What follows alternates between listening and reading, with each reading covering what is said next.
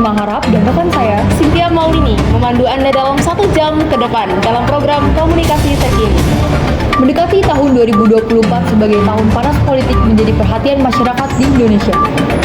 Mengenai semarak pemilu, rekan kami telah bersama dengan akademisi di Universitas Pertamina. Terdapat rekan kami, Kayla, yang sudah berada di tempat bersama dosen program studi elektro Universitas Pertamina. Untuk silakan melaporkan. Baik, selamat siang. Perkenalkan, saya Putri Kayla Syokia selaku reporter pada siang hari ini. Kebetulan saya sedang bersama salah satu dosen dari Prodi Teknik Elektro, yaitu Bapak Teguh. Mungkin boleh diperkenalkan dulu, Bapak. Oh iya. Oke. Assalamualaikum warahmatullahi wabarakatuh. Selamat siang semua. Perkenalkan, nama saya Teguh Aryo Nugroho. Di sini saya sebagai dosen dari Teknik Elektro. Baik, Bapak Teguh ya, Pak. Iya. Jadi izin Bapak, kami dari komunikasi ingin mewawancari Bapak terkait topik yang sedang hangat nih, Pak. Tahun depan kita ada pemilu di Indonesia itu, Pak. Baik.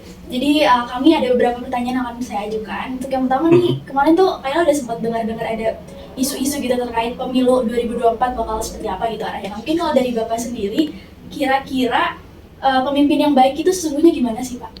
Oke, baik. Kriteria pemimpin yang baik ya menurut saya. Kalau buat ini pandangan saya secara pribadi ya, yang pertama pemimpin itu harus bisa jadi role model ya. Karena kenapa saya bilang seperti itu?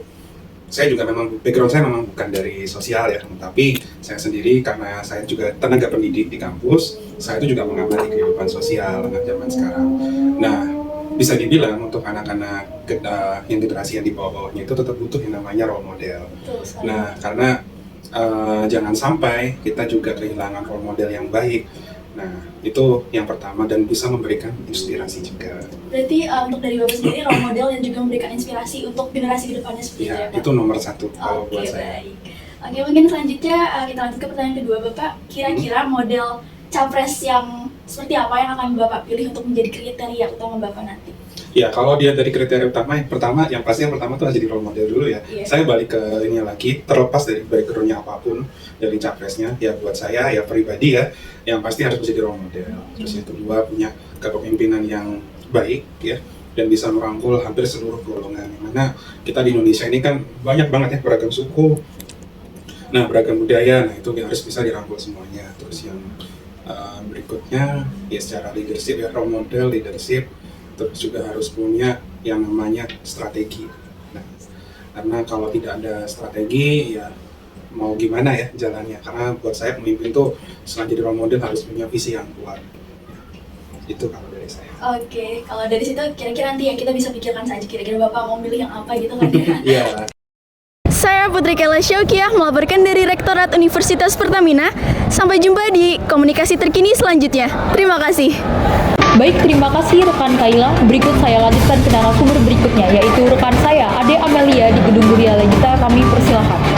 Kembali lagi bersama aku, Ade Amalia dari Program Studi Komunikasi Angkatan 2022, dan saat ini akan memenuhi tugas dasar penyiaran, dan aku berasal dari kelompok 1.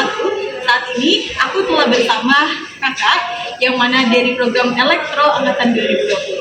Halo Kak, boleh dong perkenalkan dirinya? Perkenalkan, nama aku Fikar dan aku salah satu mahasiswa Universitas Pertamina dari Fakultas Teknik Elektro semester 7. Oke, halo Kak Fikar, Ade izin ya mewawancarai kakak, dan kali ini kita akan membahas terkait politik ya, yang mana kita akan membahas terkait calon presiden kita, dan seperti yang kita ketahui ada 3 calon presiden, dan menurut kakak nomor urut berapa sih yang memiliki kelebihan dan mengapa? Oke, makasih ya pertanyaannya. Di sini kita udah tahu nih dari cawapres kita ada 3 ya. Ada Pak Anies yang nomor 1, yang kedua ada Pak Prabowo, dan yang ketiga ada Pak Ganjar. Nah, sebenarnya kalau ditinjau berdasarkan program kerja itu masing-masing mempunyai keunggulan dan kelebihan masing-masing.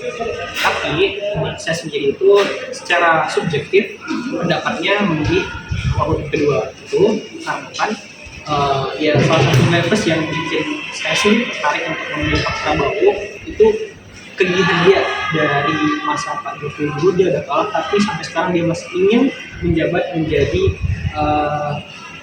presiden mungkin ya.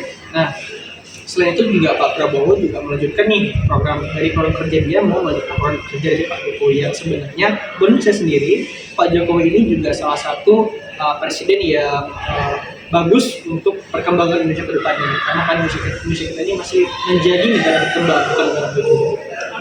Jadi menurut pendapat kakak, justru kegigihannya menjadi nilai plus. Betul.